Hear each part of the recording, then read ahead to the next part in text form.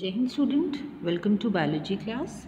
Now students, today we will discuss another type of blood corpuscles, that is leukocytes. Now last lecture we have discussed about erythrocytes. We have discussed the characteristic of erythrocytes, then the lifespan and also the functions of the erythrocytes. Now let's see about the leukocytes. Now leukocytes, they are commonly known as WBCs, that we all know. इनको हम commonly क्या बोलते हैं? WBCs बोलते हैं. Now leukocytes को this is the chart showing the further classification of leukocytes before starting the characteristic. ठीक है, उससे पहले क्लासिफिकेशन की हम बात कर लेते हैं. ल्यूकोसाइट्स को फर्दर क्लासिफाई किया गया है टू टाइप्स में, granulocytes and agranulocytes. And granulocytes are further divided into neutrophils, eosinophils and basophils. And agranulocytes, they are divided into lymphocytes and monocytes. Now let's see the characteristic of leukocytes. Now leukocytes, as you all know, they are commonly known as WBCs or white blood cells. Okay. Now white इनको क्यों बोलते हैं? Because they are colorless due to the lack of hemoglobin. Now इनमें जो respiratory pigment होता है, that is hemoglobin, that is absent, जो कि RBCs में present था.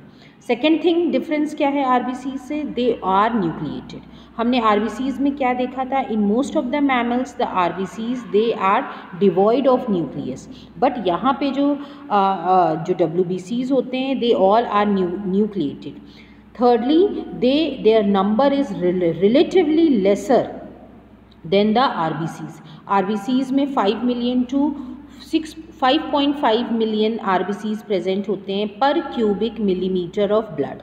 बट द ल्यूकोसाइट्स की अगर हम बात करें, दैट इज 6,000 to 8,000 पर cubic millimetre of blood present होता है. Okay, they are generally short lived. इनकी लाइफ स्पैन कम होती है, जैसे आरबीसीज की 120 डेज होती है.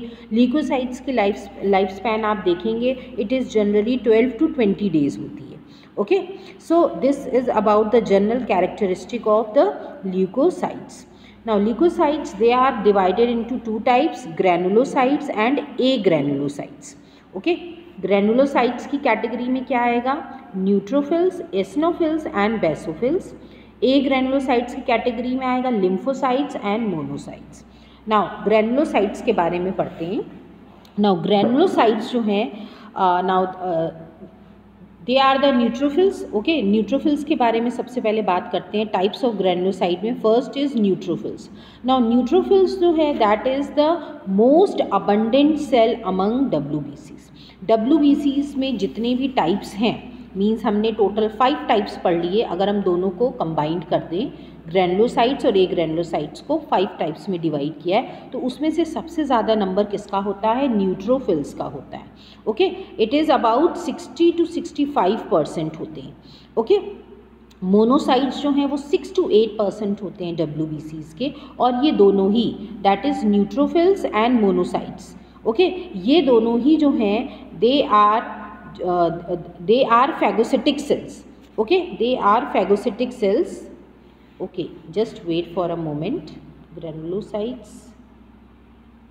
Okay, now here बेटा ये जो है, ये मोनोसाइट जो है, that is a part of your agranulocytes. Okay, ये याद रखिएगा. Okay, it should not be written here. तो आप जो है, बट यू शुड नो कि ए ग्रैनुलोसाइट जो कि मोनोसाइट है और न्यूट्रोफिल्स जो कि ग्रैनुलोसाइट है. ओके, तो दोनों ही जो हैं फैगोसिटिक सेल्स होते हैं. ओके, ये डिफेंस में हेल्प करते हैं, फैगोसिटाइज करते हैं. जो भी डेड सेल्स होते हैं, जो भी फॉरेन पार्टिकल्स होते हैं, उनको फैगोसिटाइज करते हैं. ओके, नाउ नेक्स्ट, पहला हो गया granulocyte neutrophil. Second is your basophil. Basophils जो हैं, they secrete some substances like histamine, serotonin, heparin. Okay, और ये जो है बेसिकली इन्फ्लेमेटरी प्रोसेस में इनका जो है, इन्फ्लेमेटरी रिएक्शन में ये इन्वॉल्व होते हैं. जो रिएक्शन आफ्टर इंजरी, जो आफ्टर इफेक्ट्स होते हैं इंजरी के बाद, जैसे रेडनेस हो जाती है, स्वेलिंग हो जाती है. ओके, सो इस तरह के जो आफ्टर इफेक्ट्स होते हैं, ये उसमें इनका रोल होता है बेसोफिल्स का, जिनको हम बोलते हैं inflammatory reactions. Okay, so eosinophils जो हैं, third type of granulocyte is eosinophil.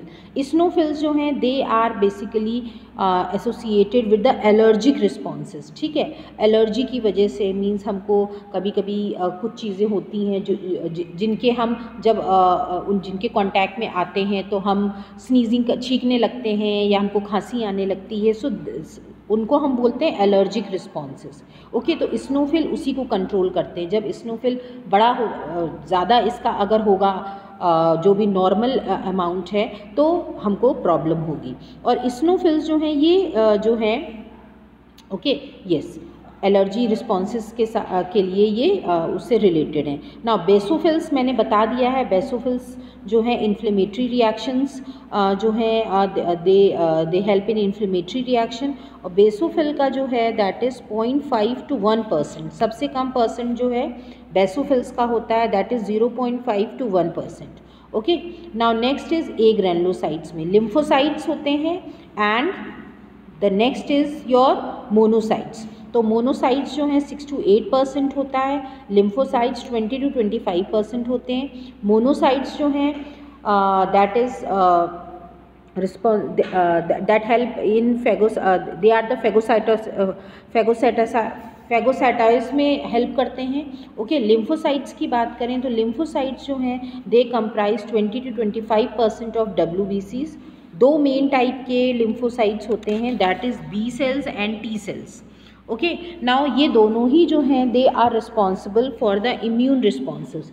जो इम्यूनिटी होती है बॉडी की उसको ये दोनों ही सेल्स जो हैं कंट्रोल करते हैं. Okay, so don't confuse with this. Eosinophil is a part of granulocytes and monocytes is a part of A granulocytes. Okay, ये जो है टाइपिंग में it's a problem. Okay, so this is all about the WBCs. Hope you all have understood. So thank you everyone.